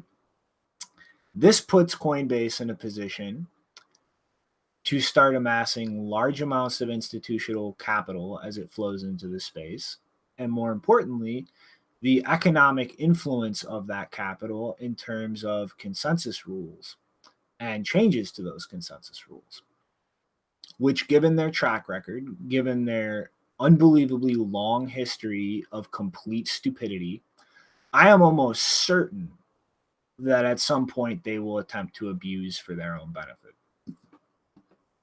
And more importantly, or well, not more importantly, but also importantly, I want to point out Ripple. They don't trade Ripple. They don't sell Ripple. But they've been specifically cleared to custody Ripple. Why? Like, is this the next step in their large attempt, or a large wave of attempts to just continue pushing completely stupid projects while devoting almost no resources to Bitcoin, to the thing that actually made their company, to the backbone of this ecosystem? Like, this is just the last straw in my mind. And I guarantee you, Coinbase is thinking long term. How do they keep jamming gears in the wheels of Bitcoin and set themselves up to try and pull another New York agreement at some point in the future? Like, this stablecoin nonsense is the most stupid, irrational, idiotic thing in the world, to try to paint Ethereum as some useful thing or a bedrock for an air quote open financial system. And this custody product is positioning them to gain, in the long term, potentially a very large amount of economic influence in the Bitcoin consensus process, which I guarantee you they will try to use to some stupid end. This company has supported Bitcoin XT, Bitcoin Classic, Bitcoin Unlimited, pushed through on the New York agreement till the bitter end. Like, I guarantee you that they're going to try it again in the future. I guarantee it. Oh yeah, man. I mean, I'm not. Yeah, definitely. I mean, if there's two companies that I could say, like, you can guarantee there's going to be something weird going on in the background, it's Bitmain and Coinbase. I mean, like, those are the two where it's like there's something always sort of rolling around in the background. And like, on a side note to that, I'll point out, like, Luke Jr. has been talking about this for a little bit now. He was actually trying to gain funding for development purposes from Coinbase, and they specifically refused to give him any funding unless he would work on Bitcoin Cash and Ethereum as well, which is not only, in my mind, indicative of just manipulative intent there, but it's just completely stupid. Like, Bitcoin and Bitcoin Cash less so, but Bitcoin and Ethereum are completely fundamentally different systems that require totally different areas of expertise in terms of the inner workings of the system and how to develop and build on them. And the fact that they're refusing to actually fund any development that is specifically specialized in one of them just reads to me, if you're not an Ethereum developer, then get fucked. It's just another way of trying to claim that they're doing something beneficial for the Bitcoin ecosystem, when in reality, all they're really doing is trying to jam something in the gears and continue this flailing around to justify a use for Ethereum in the long term. And it's completely absurd. I mean, I think the real reason is because most of the developers who are working on Ethereum are app developers. They're not like serious, system developers. And so they're probably a bit desperate for people like Luke, even if he's not working on a system that's even the same in its architecture. They probably are just so desperate to have people like that work on Ethereum that they're just willing to try and ask anyway, because I think wasn't that part of when Jameson Lopp was at BitGo, I think he actually had to learn how to work on Ethereum because that was part of his contract. Or at least it ended up being part of his job description that he had to do stuff for Ethereum. Yeah, but again, this is just more self-serving nonsense. They're not actually trying to fund development for the sake of development. They're just trying to grab a nice PR headline while being completely self-serving. Yeah, it's kind of aggravating to hear that about Luke Jr. and Coinbase. I mean, I do remember that, but I mean, like, I kind of forgot about it. And, you know, yeah, it just like kind of just reiterates, like, they just don't, I mean, like, you know, how much code do you think money they made off of like Luke's code already? And they just, you know, whatever, they just don't even think about that. And, I mean, yeah, it's like, it's just disrespectful. And I mean, it's really aggravating, but yeah, I mean, like, what do you expect out of these guys now at this point? It's just like that's where yeah, it's like Bitmain, Coinbase. You can kind of imagine that they're trying to serve some interest that's only vested in themselves. Is that why Luke started a Patreon account recently?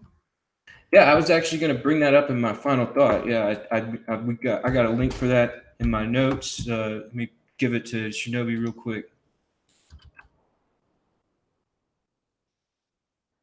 Boop, boop, boop, boop, boop, boop. But yeah,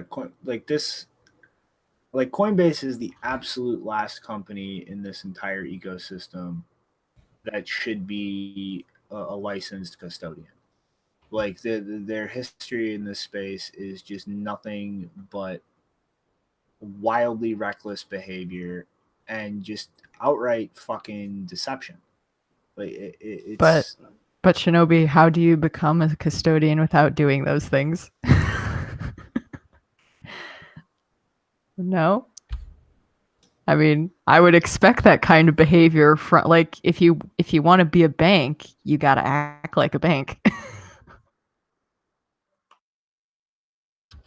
so Yeah. you got something to chime in, Nopara? Yeah, I just wanted to say that we all know that Luke is not the best team player. And think about Coinbase. They have a huge system which is running since 2011, and most of their code is legacy code, and they are so afraid to touch it, to do anything with it. And now Luke comes, who is not known for staying quiet, right, about issues. So the only thing that would happen from a partnership like that Luke would figure out how many things doesn't go well, and Luke would not be silent about it. I think it just doesn't make sense for Coinbase to hire someone who has, you know, like, integrity. Yeah.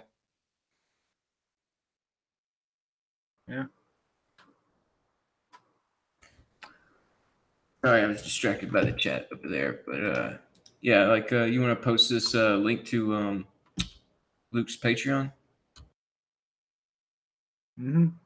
Yeah, throwing it in the chat, guys. If you want to toss Luke a few shekels, like, might not be the most agreeable guy, but Bitcoin would not be where it is without him right now for many different reasons. So help the guy out so he can keep helping us out. Alrighty, though. Second to last story. So Neteller, which is an online payment provider / digital wallet, actually owned, I believe, by PaySafe, a Square competitor, is going to be launching cryptocurrency trading for Bitcoin, Bitcoin Cash, Ethereum, Ethereum Classic, and Litecoin, and is planning on supporting 28 different fiat pairs.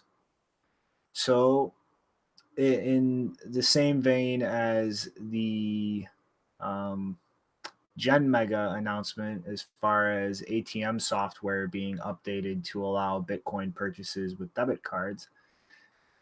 After 3 infuriating stories about Coinbase, here is another alternative for retail on-ramps that bypasses dealing with a lot of the shady incumbent companies in the space. Like this is a pretty painless platform along the lines of PayPal or Square Cash, and you'll be able to directly buy and sell cryptocurrencies through this.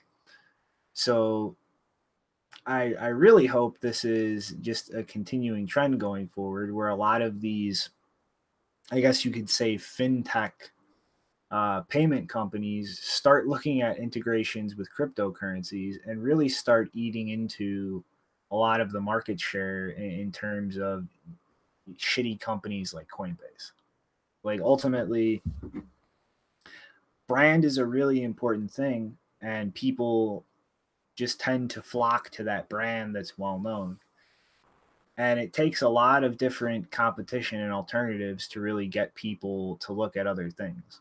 And so really in the long run, getting away from companies like Coinbase, I think, is going to take just so many different alternatives out there that eventually people can just turn to things that they're already using and just get Bitcoin through that. Because until we're really in that situation where it's that accessible, people are going to have to look for where they can acquire Bitcoin, and they're going to go wherever is most visible. And sadly, Coinbase is just one of those things that is the most visible thing out there when people start looking, where can I get Bitcoin? So that needs to change. And the more companies that do things like Neteller, like Square Cash, like the Gen Mega ATMs that's going to integrate Bitcoin functionality for any owners who want it, like the more we can chip away at Coinbase's dominance in this ecosystem. And that is something that is really important to do in the long term if we don't want to just wind up repeating the same mistakes of the legacy system.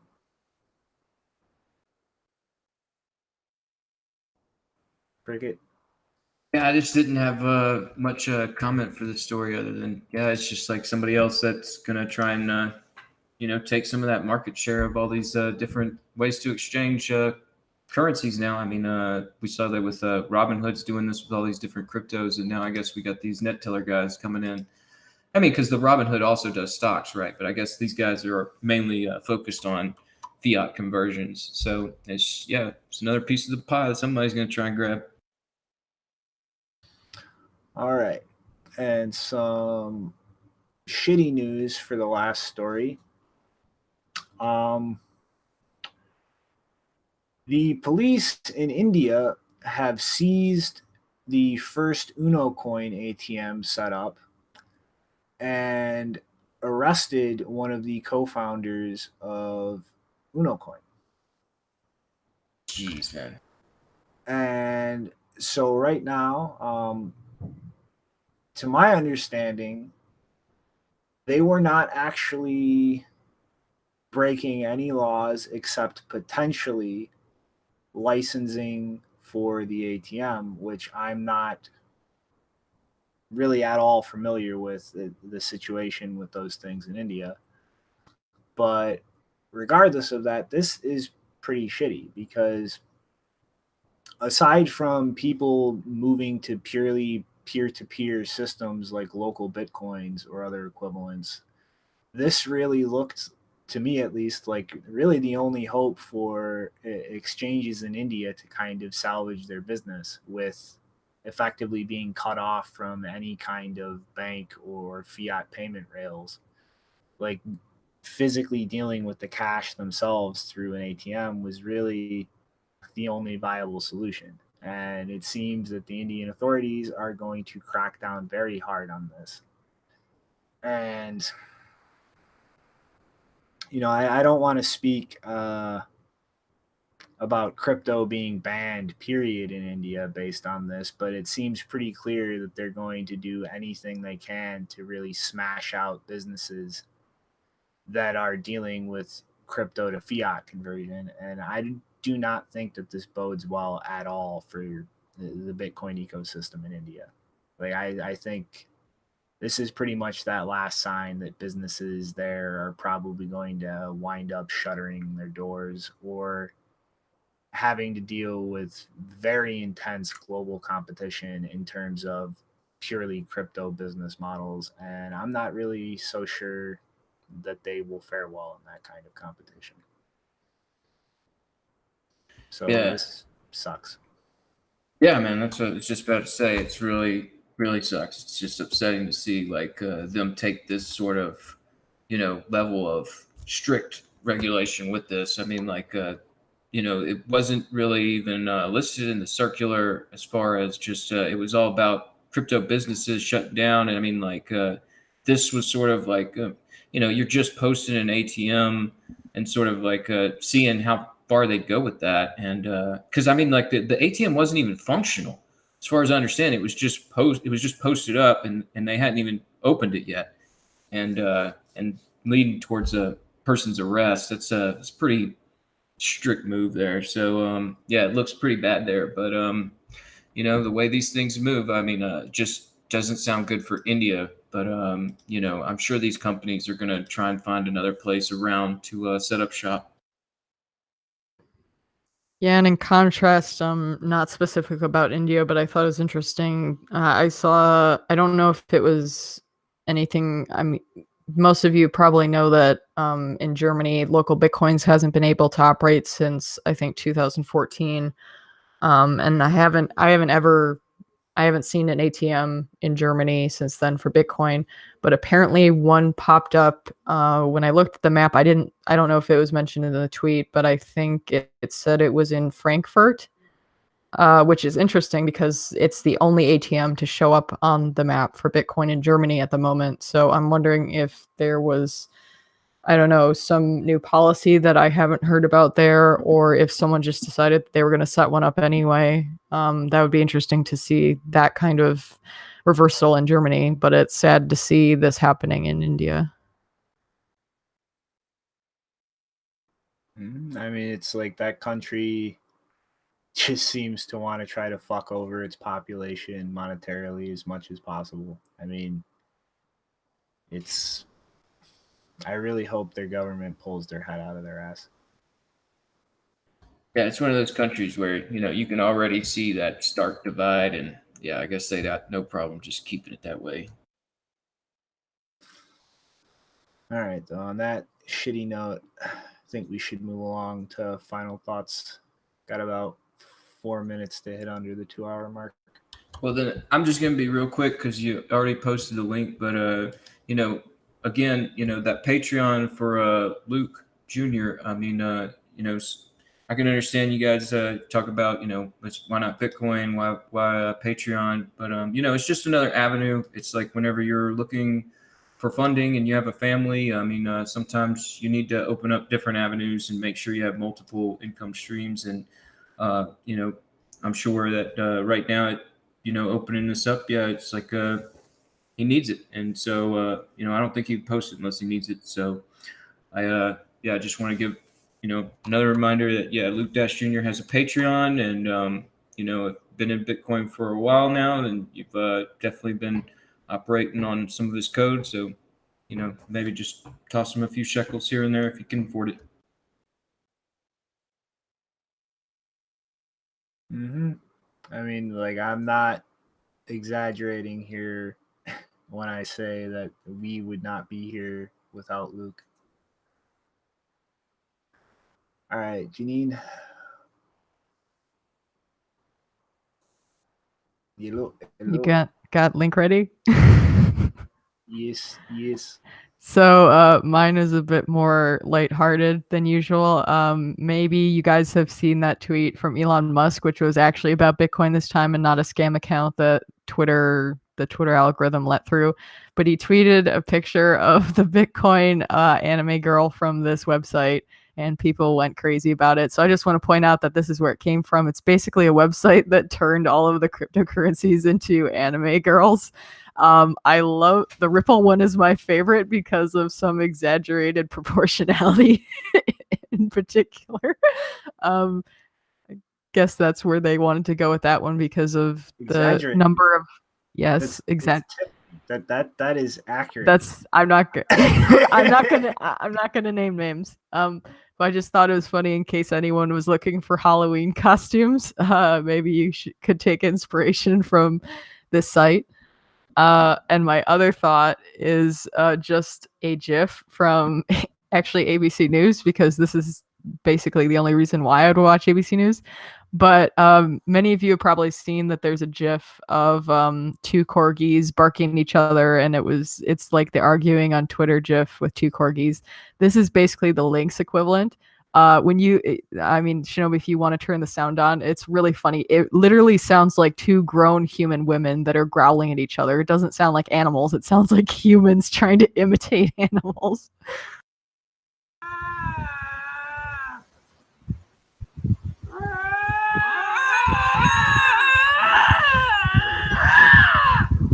Jeez.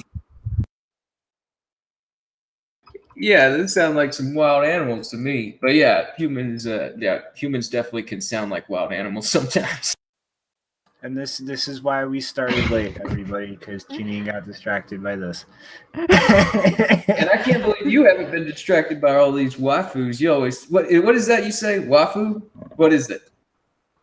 Waifu. Yeah, waifu. Come on, here's all your waifus right here, man. I'm surprised you don't have one as your icon. Yeah, I know, Para.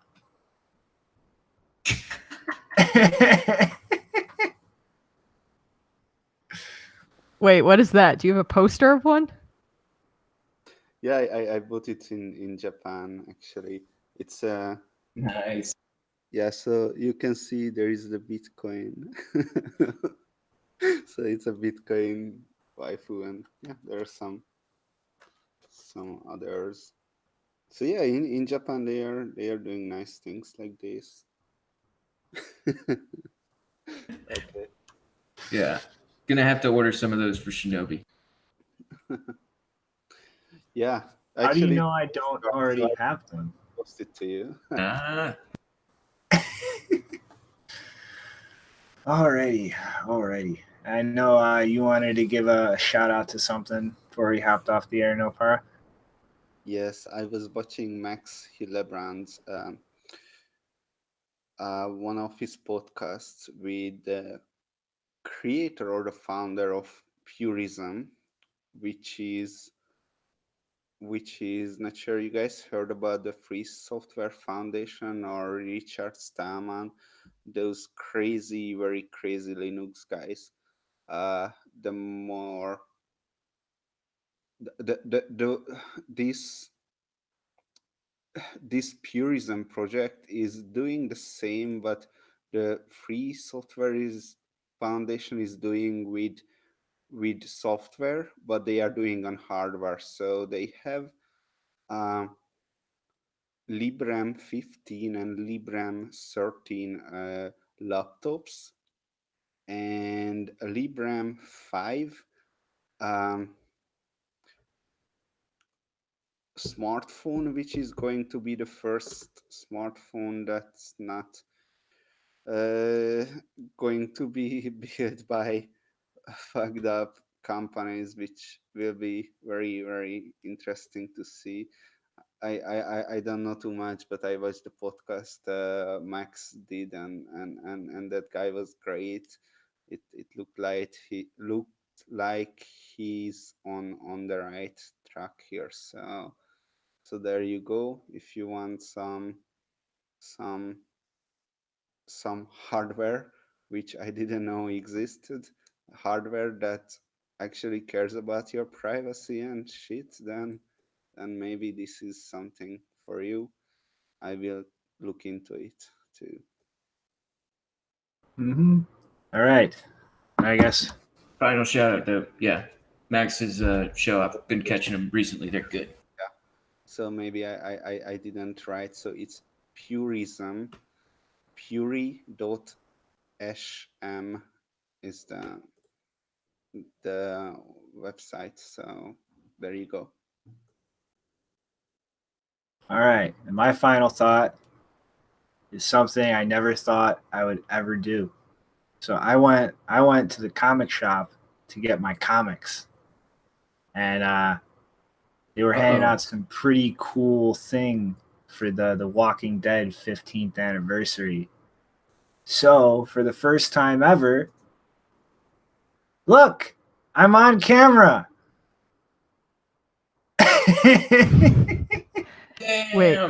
Wait, is Walking Dead really 15 years old now? Yep, that awesome. So everybody, Wait, what? That means it started in 2003? yeah, What? yeah. I don't believe you. Well, you can look it up on Wikipedia. But everybody, unless you meet me in person, this is the only time you are ever going to see Shinobi. So until Sunday, toodaloo, everybody. Later, everyone.